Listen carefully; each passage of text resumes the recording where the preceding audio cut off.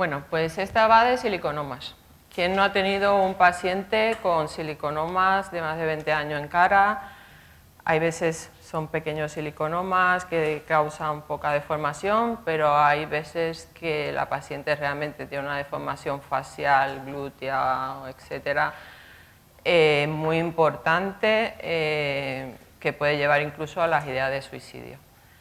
Vamos a hacer un pequeño repaso, a mi modo de vista muy modesto, de cómo afrontar a estos pacientes, qué solución podemos darle, si podemos darle alguna, y de esto va esta conferencia.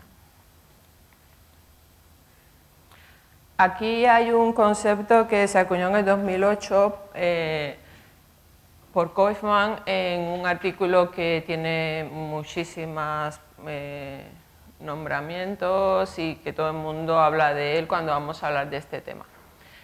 Se acuña por primera vez el término patológico, halogenosis iatrogénica. El nombre ya lo dice, es un trastorno que hemos provocado nosotros los médicos o los no médicos que se ponen a pinchar introduciendo un material de relleno o sustancias permanentes. Los siliconomas, que es lo más frecuente, o que hay muchísimas sustancias que vamos a poder encontrar, pues es una reacción de granulomatosa a cuerpo extraño, con fibrosis y lo más estéticamente indeseable es el aumento continuo de volumen. Cuando nos referimos solo al problema estético, porque luego esto tiene, cuando son grandes volúmenes, ya síntomas generales que pueden incluso llevar a trastornos importantes, embolismos y muerte. La histología suele ser un epitelio normal. Los cuerpos, los vasos sanguíneos, músculos, glándulas suelen ser normales, y lo que vamos a tener sobre todo es una sustancia amorfa en patrón de queso suizo por los depósitos de silicona. Esta es una foto de los eosinófilos y los macrófagos intentando fagocitar y inflamando la zona, y en donde se ve claramente pues, las bolsas de silicona. Todo eso blanco es silicona, igual que aquí.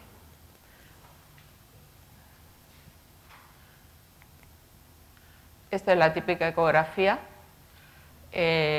Como ves, no se ve nada, no nos permite ver la lesión, y es por el ultrasonido, entra y tiene que ir chocando con todas estas estructuras que hemos visto anteriormente, y no hay una línea de sonido definida y se crea esta imagen en tormenta de nieve. Cuando veáis esto, es silicona. Lo peor es que, como comento, es que no sabes hasta dónde llega, porque el ruido empieza aquí y no te deja ver más nada, aunque solo esté aquí arriba.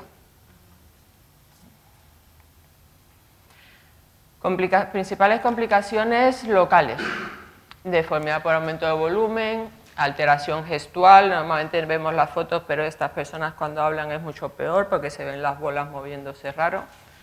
Cambios en el aspecto de la piel, cuando la silicona no está profunda, está muy superficial, hay induración, trastornos vasculares, pigmentación, puede llegar a haber necrosis, y ahí ya se nos pasa, ya tendríamos que derivar estos pacientes.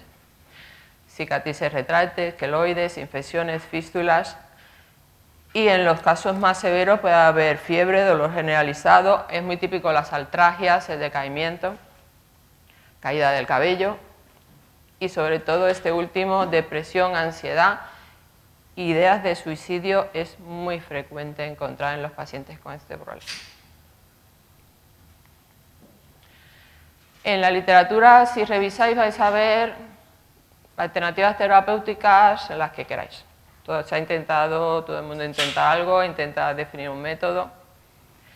Lo que yo he revisado que da un poco más de resultados es la aminociclina, cuando tienen estos procesos inflamatorios con el brote, el eritema, fiebre, se tratan con minoxiclina 100 miligramos al día durante 6 meses y cuando todo ese brote se calma, pues te puedes plantear extraer la lesión, si es extraíble y si puede mejorar el paciente. Luego está la queridoplastia secundaria, que es abrir por el labio por detrás, limpiar y volver a cerrar, que eso es bastante fácil. Bueno, y ya la cirugía mayor, que esto en Colombia es un problema gordo, no gordísimo, y es ya abrir, desplegar y limpiar y dejando unas cicatrices importantes. ¿Qué no hacer? Koifman, con el mismo artículo, nos deja, después de una revisión importante que personal del paciente, nos deja claro qué no vamos a hacer en estos pacientes. Corticoides sistémicos o locales, que normalmente sería nuestra primera arma que pensamos. Bueno, le pongo corticoides y esto se desinflama. No, lo único que logramos es atrofiar piel, que ya suele ser una piel alterada, y no se soluciona nada el problema, tanto en sistémico como en locales. La liposucción tradicional descartada porque hay tal fibrosis que eso no es extraíble y luego quedan muchas deformidades. Luego los típicos masajes, ultrasonidos, vamos a pasarte esto a ver si esto mejora. Luego, láseres externos, o sea, estos pacientes suelen tener la piel alterada con eritema mantenido, pigmentaciones. Si no solucionas el problema de abajo, no te pongas a disparar encima porque tienes riesgo de úlceras, necrosis y demás, y con muy poco esperanza de que aquello mejore. En mi opinión, ¿qué pacientes son susceptibles de poder tratar con endoláser? Lo primero es el paciente que acepta que no vamos a poder extraer todo esto, es imposible. Esto está imbricado en piel, tejido subcutáneo, tejido graso, muchas veces músculo, no es extraíble. Solo podemos mejorar el volumen y que estéticamente la paciente esté mejor. Si la paciente no va a aceptar esto, no os metáis, que buscáis un problema. ¿Qué podemos mejorar realmente? Pues las deformidades de volumen o de caída o de secundarias gestuales por el volumen, porque es lo único que nosotros vamos a poder hacer, meternos, licuar todo esto y extraer. Si con eso no vais a mejorar, pues no nos metamos. Si la afectación cutánea es muy importante, pues plantearos, no es que sea una contraindicación completa, pero plantearos la posibilidad de no hacer nada. Y bueno, por síntomas sistémicos o en brote, con fiebre y demás, yo os recomendaría el tratamiento anterior y derivar a un hospital. Esto no voy a entrar en ello, pero recordaros siempre que os metáis en cara.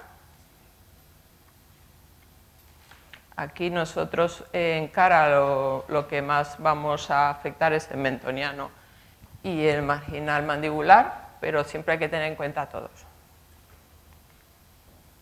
¿Qué vamos a necesitar? Pues un neodimio ya de fotona preferiblemente, fibra óptica, pieza de mano para la fibra óptica, material quirúrgico, material estéril, solución de Klein y como en la anterior, pues una sala de cirugía menor.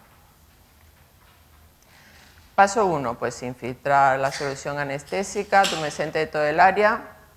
Aquí no es destrucción de la grasa como el anterior, es licuefacción de toda el área granulomatosa para que luego con una cánula podamos extraerlo fácilmente. Y el tercer paso sería extracción del material obtenido. Los parámetros, bueno, pues nos adaptamos, pero estos podrían ser unos parámetros que uso muy frecuentemente. Aquí bajo los hercios porque es un trabajo en área muy pequeña y que no queremos sobrecalentar mucho el tejido, pues vamos con más calma. Este es el procedimiento, obviamente delimitar las zonas. Yo siempre entro desde una zona lejana. Si el granuloma está aquí, no voy a entrar por el granuloma. ¿Por qué? Por lo que he dicho anteriormente. una lesión encima del granuloma, no sabes cómo va a cicatrizar. Si entras desde lejos, pues necesitas una pieza de mano para asegurarte, es un tejido muy duro, pues necesitas una pieza de mano. Luego, otro error que suelo, en mi opinión, ver es que intentan extraerlo por compresión, o sea, como que licúo la silicona y aprieto y va a salir por el orificio. Vale, va a salir. No, meteros, si ya vais a hacer esto y vais a hacer pasar el paciente por esto, meteros y sacar con una cánula y extraer todo ese material granulomatoso que podáis. Tratamiento post-antibiótico, corticoides orales 3 días, porque esto se inflama mucho. No pongo tratamiento de granuloma, sino por aliviar un poco el post. Analgésico, y este me parece el fundamental, paciencia. Porque va a estar muy mal, 10 días muy inflamada, hayamos extraído todo lo que podamos, suelen tener una reacción inflamatoria bastante importante. Este es un caso que me manda mi querida amiga Mónica, que se ve que me quiere mucho. Esta señora se quería suicidar y llevaba 2 años sin salir de su casa.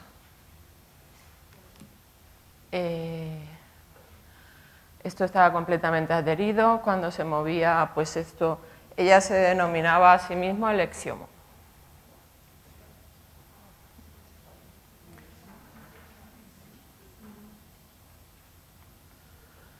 Aquí esta primera foto es a los 3 meses que hemos extrajimos yo creo que casi 40 mililitros de material granulomatoso. Bueno, pues ya es más presentable, no es que la vayamos a poner guapa, eso es imposible. Y aquí hemos intentado suplir un poquito los volúmenes para hacerla estéticamente mejor con su propia grasa. Hemos trabajado toda esta zona de aquí, un poquito la ojera. Esto también se puede hacer con hialurónico, pero bueno, es mucho volumen para un hialurónico. Queda mucho mejor la grasa. Si vais a poner grasa en un tejido que ha tenido silicona, sobrevive más la grasa. Siempre hay que hacer un segundo intento. Y este paciente la hemos citado para diciembre para ver qué más podemos hacer. No es un tratamiento que nos llene a nosotros como médicos, en el sentido que no la hemos dejado maravillosa, guapísima y demás, pero esta paciente ya sale a comer a un restaurante. Entonces, pues le mejoras mucho su calidad de vida. Esto es inmediatamente después de, o sea, saliendo de poner la grasa y entonces está un poquito inflamada. Aquí antes, a los 3 meses de sacar el tejido granulomatoso, inmediatamente después de la lipotransferencia. La ecografía, en algunas zonas, bueno, logramos que aquello mejorara un poco. No es que tenga una ecografía normal y en otras se sigue viendo el mismo patrón. Las perlas quirúrgicas que os comento para si os vais a animar a hacer esto, que os animo para que Mónica no me mande todos a mí. Diagnóstico preciso y ecográfico, tener claro en qué momento podemos ayudar y cuándo no. Asegurar las áreas peligrosas faciales, no entrar directamente sobre el área afectada por las posibles secuelas en la cicatrización. Preferir siempre entrar con pieza de mano protegiendo la fibra óptica, extraer con cánula suficientemente grande de diámetro y siempre que podáis reposicionar la deflación de volumen que dejamos secundaria. Y muchas gracias.